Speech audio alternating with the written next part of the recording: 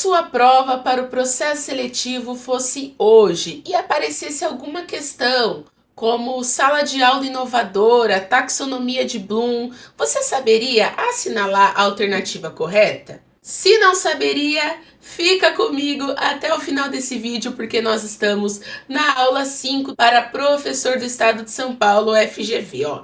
Então, quem já é inscrito no canal já sabe. Já chega dando like, tá? Porque com certeza esse conteúdo vai te entregar muito valor. E se você não é inscrito ou inscrita no canal, se inscreva, porque toda semana, toda terça-feira às 19 horas, estou aqui trazendo uma aula nova para o processo seletivo, combinado? Então você não quer perder, até porque é de graça, né? Bora pro vídeo, gente. Os nossos autores de hoje são Camargo e Darros, sala de aula inovadora. Estamos já na aula 5, então quem está acompanhando desde o início do percurso lá da aula 1, vai fazer todo sentido a nossa aula de hoje. Mas se você está começando por aqui, também não tem problema, tá? Para uma sequência lógica, você pode começar da aula 1 e depois voltar aqui para a aula 5, mas se você quiser assistir essa aula também, não tem problema algum, tá bom? Então hoje nós iremos desvendar Camargo e Darros, sala de aula inovadora. Já dou um spoiler aqui que faz sentido a nossa discussão sobre metodologias ativas, é toda uma construção. Já pega o papel e a caneta, porque são vários termos diferentes e você vai precisar sim compreender o conceito aqui de algumas coisas. Sala de aula inovadora, como a FGV vai cobrar isso? Sempre um julgamento situacional, vai ter aquela situação do professor João, da professora Márcia, e aí precisamos identificar, né, a técnica na ordem correta dessa sala de aula inovadora. Então, quais são os passos corretos? Tudo isso vamos precisar identificar. O distrator é aquele que nos faz errar, é aquela pegadinha que está no meio, aqueles termos absolutos que precisamos identificar para acertar a questão. O vocabulário-chave, ó. Então hoje nós vamos aprender qual é o vocabulário correto para esses autores e qual é a ordem correta. Quem são os nossos excelentíssimos autores, Camargo e Darros? Amaury Camargo e Fabiana Darros são educadores brasileiros especializados em metodologias ativas e técnicas práticas para transformar aulas expositivas em aulas ativas. Então, quando eu falei de metodologias ativas anteriormente, vem exatamente nesse sentido, ó, que lembra lá na educação bancária que os estudantes eram passivos, ficavam lá recebendo todo o conhecimento que o professor ministrava e o estudante precisava decorar aquilo naquelas aulas, fazer muitas vezes tarefas bem repetitivas, sem entender, sem questionar de fato o que ele estava aprendendo. Mas Camargo e Darros vêm no sentido oposto a isso. Eles querem que as aulas sejam aulas ativas e que o aluno seja protagonista, que ele construa esse conhecimento, tá? Em conjunto com o professor. Então, a sala de aula inovadora, ela vem dialogar conosco dessa forma, em dizer, olha, como é que nós podemos dar aulas onde todos os alunos participem, até os mais tímidos? Quais são as estratégias, quais são as abordagens que o professor vai usar? E o princípio central, gente, o aluno aprende mais quando faz alguma coisa com conteúdo, não quando só ouve o professor falar. Até nós, né? Quando a gente só fica numa formação ouvindo as pessoas falando, os formadores e tal, mas o que realmente eu vou fazer com aquilo? Aquilo tem algum significado para mim? Eu vou usar como prática social para alguma coisa, tá? Então, quando a gente faz alguma coisa com aquilo que nós aprendemos, com certeza o conhecimento ele se acomoda de uma maneira muito mais significativa. Protagonismo do aluno é o fio condutor. Pensar, discutir, decidir e defender uma ideia. Olha, eu penso sobre aquilo, eu discuto, eu decido a partir das ideias que eu tive e depois eu defendo uma ideia. Eu tenho um conceito formado sobre aquilo. E de onde vêm essas técnicas, Carol? O Peer Instruction, na realidade é instrução por pares, vem de Eric Mazur, de Harvard, e a taxonomia é de Benjamin Bloom. Tá bom? Foram revisadas por alguns autores. E aí, essa obra, Sala de Aula Inovadora, vem nesse sentido de metodologias ativas, de educação básica, taxonomia de Bloom, 1, 2, 4 e todos. Gente, mas calma que no decorrer dessa aula tenho certeza que vocês vão tirar de letra todos esses termos, tá? E o que cai no processo seletivo? As 3 técnicas da sala de aula ativa, mais o protagonismo do aluno, e talvez tenha aí uma incidência estimada bem alta. Por quê? Porque as obras, gente, quem assistiu às aulas anteriores sobre Lemove, sobre também a Basic, metodologias ativas, vai ver que tá tudo ali caminhando no mesmo sentido. É claro que a compreensão conceitual, os termos que cada autor traz para a obra são diferentes, porém se conversam. Então, um distrator ali na hora da prova aquilo que vai fazer a gente errar, como os autores estão se conversando muito nesse sentido de aluno protagonista, vai ser mais fácil identificar aquilo que está errado. E o nosso maior risco aqui seria, na realidade, confundir técnicas parecidas. Então, por isso que é importante ter o papel, ter a caneta para anotar essas ideias principais. De trocar uma técnica por outra pode parecer um distrator. É importante para a gente identificar a estrutura e a sequência correta. Qual é o mapa, Carol, daquilo que nós vamos aprender na aula de hoje, na sala de aula inovadora? Primeiro, o Peer Instruction, gente, me perdoem o inglês. Pergunta conceitual e o confronto em pares. Depois, a taxonomia de Bloom, os 6 níveis cognitivos, o escalonamento.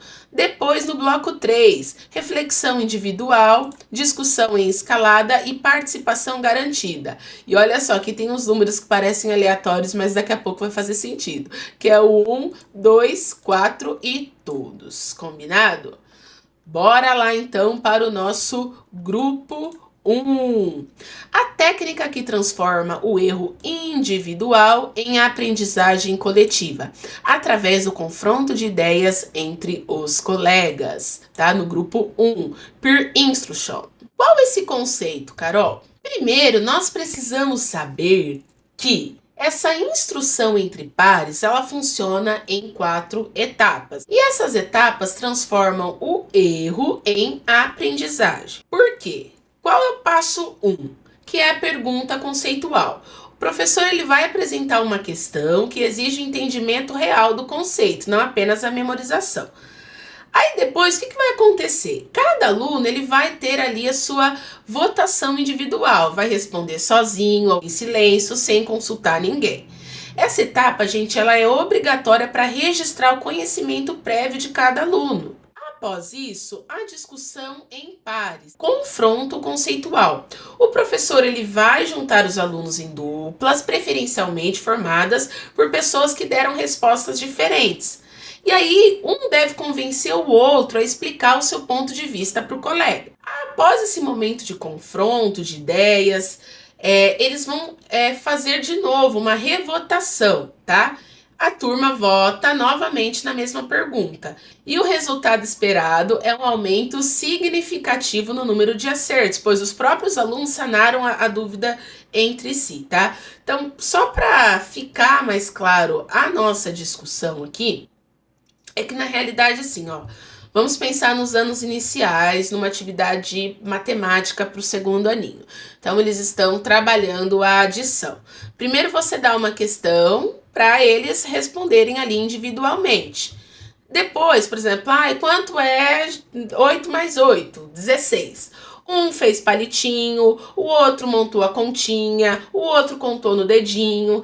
E aí, por exemplo, se um falou 16 e o outro falou 15, eles vão discutir em dupla. Mas eu coloquei 16. Quem é que tá certo, tá?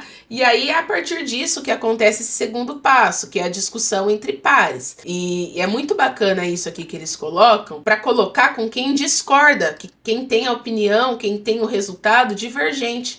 Porque isso vai fazer com que aconteça um conflito cognitivo, tá? E que eles consigam chegar a um acordo. E aí depois acontece de novo essa revotação. Então quem colocou 15 muda para 16. O outro estudante que colocou a alternativa correta conseguiu convencer aquele que errou. Então tem uma sequência, o peer instruction. Qual é a sequência, Carol? Votação individual, como se fosse o estudante faz sozinho.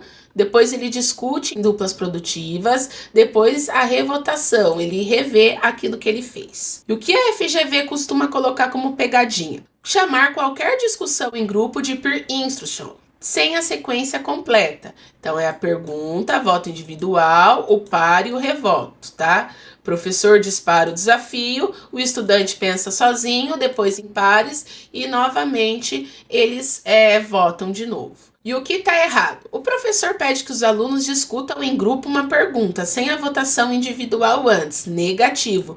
Lembra que sempre tem o primeiro passo, que é o individual? Exige votação individual e obrigatória antes da discussão entre pares, tá? Então, essa é a sequência. Vamos de novo. Votação individual, discussão em pares e revotação.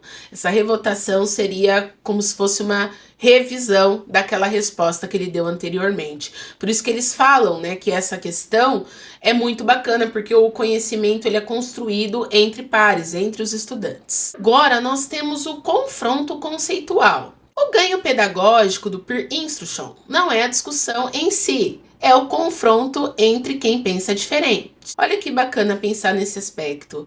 Quando nós temos várias pessoas, amigos ou colegas que pensam parecidos com a gente, é claro sim que agrega algo, mas é muito diferente de você conversar, trocar uma ideia com uma pessoa que pensa completamente diferente de você.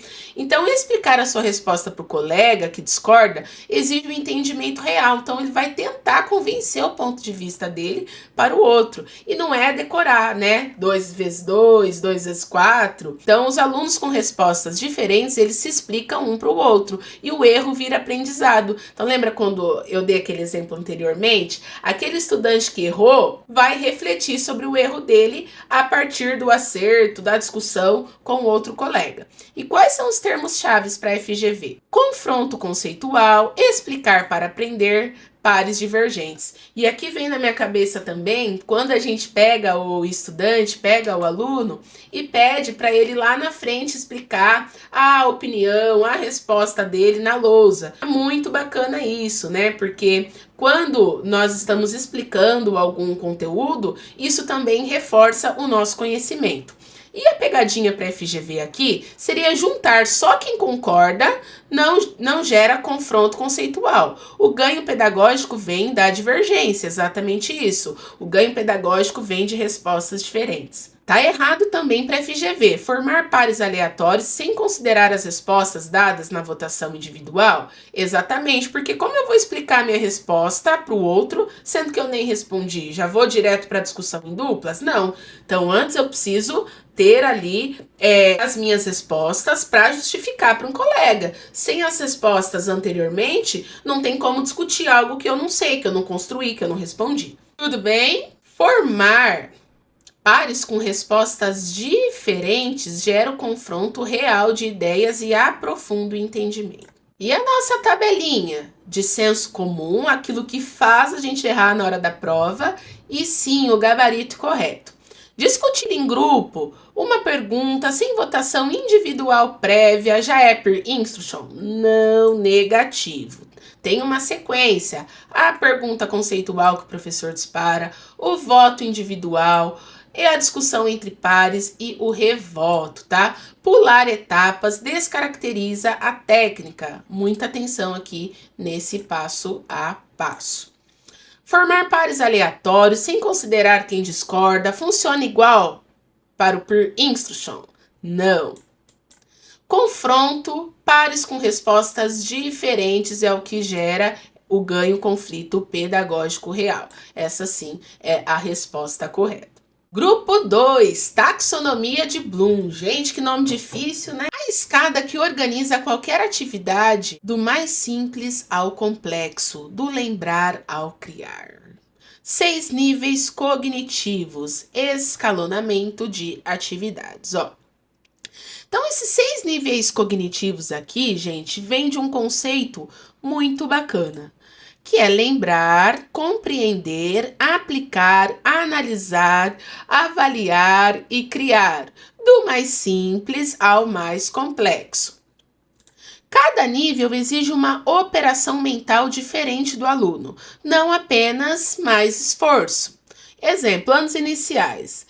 Primeiro vamos trabalhar as vogais, até construir uma frase, enfim, tá? Sobre esses 6 níveis cognitivos da taxonomia de Bloom, é que a gente sempre começa aprendendo da maneira mais fácil, né? A gente não entra na escola já fazendo raiz quadrada. Tem um começo, primeiro a gente aprende os números, aprende as operações matemáticas básicas e, enfim, vai aprofundando esse conhecimento. Aqui os autores dividem nesses 6 níveis cognitivos. Então, o primeiro seria esse, o lembrar. O que seria o lembrar, Carol? Seria o resgatar, o conhecer, memorizar as informações, os termos.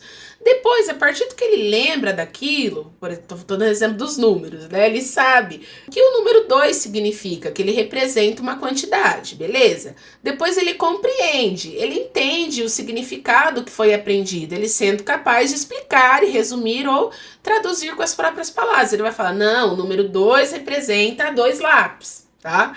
Aplicar, ele vai utilizar esse conhecimento para alguma coisa, né? Numa situação nova, num problema prático do dia a dia.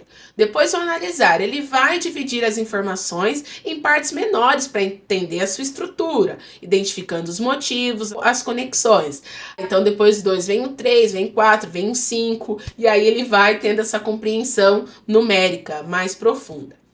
Após isso, vem o avaliar, que seria emitir um julgamento de valor, criticar, justificar uma decisão com base em critérios e padrões específicos.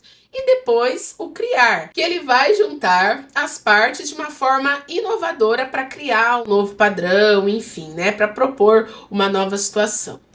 Vamos revisar. Lembrar, compreender, aplicar, analisar, avaliar e criar.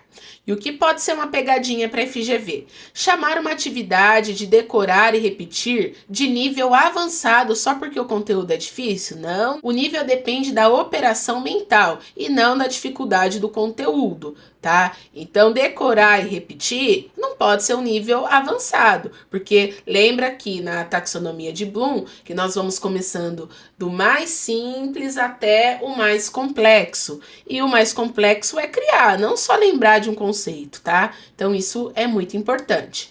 Pedir para um aluno decorar e repetir uma definição já é atividade de nível superior de Bloom? Errado. Decorar é repetir o nível mais baixo. Lembrar, o nível superior exige analisar, avaliar ou criar. Escalonamento de atividades, do mais simples para o mais complexo. Na sala de aula inovadora, o professor usa os 6 níveis de Bloom para escalonar as atividades. Começa pedindo para o aluno lembrar ou listar alguma coisa e termina pedindo para criar ou propor uma situação original. Exemplo dos anos iniciais, ó, nós vamos fazer uma listinha dos animais, tá? E depois a gente cria uma história, cria um conto com os animais. Então, a gente não começa nunca do mais difícil e vai para o mais fácil. Começamos no mais simples e vamos aumentando o grau de dificuldade gradativamente. E quais são os termos-chave, Carol? Escalonamento cognitivo, progressão de dificuldade, do simples ao complexo. E a pegadinha aqui, ó, uma aula só com atividades de nível lembrar não é escalonamento de Bloom. Falta progressão até níveis superiores. Não vou ficar no quadro numérico ali na minha atividade de matemática o ano inteiro. claro, né? A gente vai sim aumentando o nível, o grau de dificuldade. Aplicar só atividades de nível fácil, lembrar, durante toda a aula, garante que ninguém erre? Não. Escalonar do fácil ao difícil desafia todos os níveis da turma, sem travar e nem entediar ninguém. Exatamente. Até porque aquele estudante que já sabe, ele precisa também de mais. E a nossa tabelinha aqui da FGV, o que é o senso comum e o que a banca exige o gabarito correto. Decorar e repetir uma definição é uma atividade de nível avançado da taxonomia de Bloom? Errado. Decorar é o nível mais baixo, ó, tem a ver com lembrar. Nível avançado exige analisar, avaliar ou criar. Manter toda a aula em só atividades fáceis garante aprendizagem sólida? Negativo. Escalonar do fácil ao difícil, lembrar, criar, desafia toda a turma sem travar ninguém. Essa sim é a alternativa correta. A prova para o processo seletivo está chegando e para isso nós temos a nossa apostila completa para a parte geral, anos iniciais, educação especial. Se você quer aprofundar os seus conhecimentos, ainda dá tempo, né? 30 minutinhos por dia para aquele professor que está sem tempo.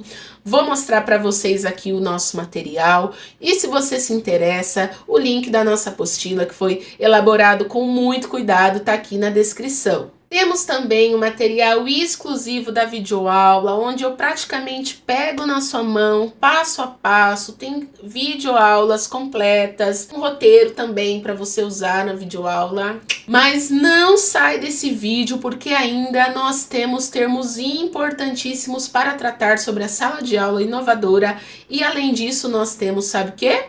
Nós temos uma questão e eu quero ver se você vai acertar. E ó, não esqueça de deixar o seu like, porque isso me incentiva a continuar gravando mais vídeos para vocês e o YouTube entende que esse é um conteúdo de valor e entrega para mais pessoas. Grupo 3. 1, 2, 4 todos. Carol, o que é isso? A técnica que garante 100% de participação, do silêncio individual até a turma toda em 4 etapas. Essa é a estrutura escalada e a participação garantida. Estrutura escalada. Qual é esse conceito, Carol? Não estou entendendo nada. Escalonar as atividades, gente, significa organizar as tarefas em uma ordem progressiva de complexidade. Esse 1, 2, 4 todos é uma técnica de discussão estruturada que garante 100% de participação dos alunos na sala. São divididas em 4 etapas obrigatórias sequenciais. A primeira seria a reflexão individual e silenciosa. O professor ele vai lançar uma pergunta ou problema e cada aluno passa um tempo em silêncio, refletindo e escrevendo suas próprias ideias. Aí, o segundo passo seria a discussão em dupla. Os alunos eles vão se juntar em pares para compartilhar o que pensaram, né, discutir as respostas, enriquecer as suas ideias com a visão do colega. Aí depois dessa discussão em dupla, seria os quartetos, né, que seria esse 4 aqui. As duplas se juntam e alinham uma resposta. E por último, o todos, que cada quarteto compartilha suas principais conclusões ou soluções com a sala inteira. Esse processo, gente, precisa seguir rigorosamente essas etapas, tá? Da reflexão individual, da dupla, do quarteto e da turma toda. Porque isso garante uma participação 100%. Até dos estudantes que são mais tímidos, eles vão participar de alguma forma da atividade. E o que pode ser uma pegadinha para a FGV é pular direto para a pergunta aberta à turma. E não 1, 2, 4 todos. Falta a escalada gradual, passar por essas 4 etapas. Abrir direto para quem quiser responder, né? Já é 1, 2, 4 todos. Não, negativo. 1, 2, 4 todos exige que as 4 etapas sejam seguidas em ordem individual, dupla, quarteto e turma toda. Participação garantida. O ganho pedagógico é que todo aluno já pensou e já falou, mesmo que em pequenos grupos, antes de precisar expor para a turma toda. Porque pensa o seguinte, a gente tem aqueles alunos que são mais desinibidos, então eles falam lá, não tem vergonha, você nem terminou a pergunta, ele já tá lá assim, ó, com a mão levantada. Mas esse conceito de participação garantida tem sim um foco na inclusão, tá? Até os estudantes que são mais tímidos, que falam menos, participarem também ativamente da atividade. E quais são os termos-chave? 100% de participação, redução da exposição e inclusão do aluno tímido. Pode ser uma pegadinha aqui para a FGV também, uma roda de conversa onde só 3 e 4 alunos falam, e não 1, 2, 4 e todos. Essa ordem precisa ser ali rigorosamente seguida. Tá errado também para a FGV, só os alunos que se sentem confortáveis precisam participar da discussão? Erradíssimo. A escalada gradual garante que todos participem, inclusive os alunos mais tímidos. Nossa tabelinha do distrator e o que a banca exige. Abrir direto para quem quiser responder, para a turma toda, já é a técnica? 1, 2, 4 e todos exige a escalada completa, individual, dupla, quarteto e turma toda. Só os alunos mais extrovertidos participam ativamente da discussão? A discussão em grande grupo? Erradíssimo. A escalada gradual garante 100% de participação, inclusive dos alunos mais tímidos. Nosso glossário, aquilo que a gente dá uma olhadinha, faz uma revisão rápida antes da prova, durante os estudos. Essa tabelinha também está disponível. Todos os materiais do YouTube que eu uso para as aulas estão disponíveis na plataforma também. Vamos para os termos-chave? Discussão sem estrutura. Colocar os alunos para discutir em grupo sem nenhuma técnica ou sequência definida. Conceitual. Pergunta que exige entendimento real do conceito, não só memorização. Votação individual. Cada aluno responde sozinho antes de qualquer discussão. Confronto conceitual. Discussão em pares, de preferência com quem discorda, para aprofundar o conhecimento. Revotação. Nova votação depois da discussão em pares, geralmente com mais acertos. Perfeito. Que é a partir da troca com o outro que eu consigo revisitar aquilo que eu fiz, enfim, e aumentar os acertos da turma. Taxonomia de Bloom. Os 6 níveis cognitivos. Lembrar, compreender, aplicar, analisar, avaliar e criar. Escalonamento cognitivo. Organizar atividades dos níveis mais simples ao complexo.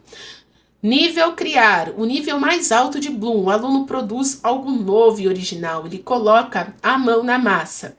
1, 2, 4 todos. Técnica de discussão e escalada. Individual, dupla, quarteto e turma toda. Reflexão individual. Primeira etapa, cada aluno pensa sozinho, em silêncio. Participação garantida. Todo aluno já falou em grupo pequeno antes de se expor para a turma toda. E protagonismo do aluno, conceito-chave do livro, o aluno aprende fazendo, não só ouvindo. Muita atenção agora que nós chegamos à nossa questão comentada.